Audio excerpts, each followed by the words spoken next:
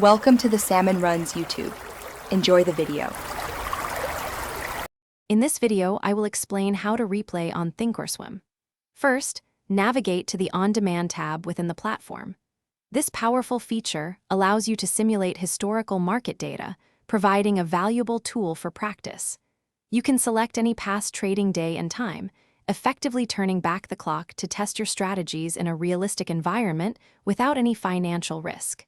It's perfect for honing your skills. To set up your replay, use the calendar icon to pick a precise date and time. You can go back several years. Next, adjust the replay speed. You can speed it up to 3 times normal or slow it down. Finally, select the specific stocks or watch lists you want to observe during your simulated trading session. This customization ensures your practice is highly relevant to your trading goals.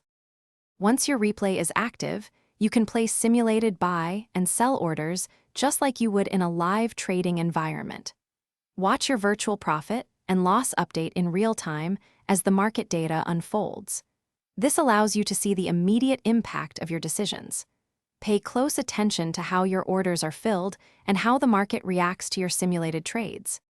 After your replay session, take time to analyze your performance. Thinkorswim provides detailed reports on your simulated trade history, including profit and loss.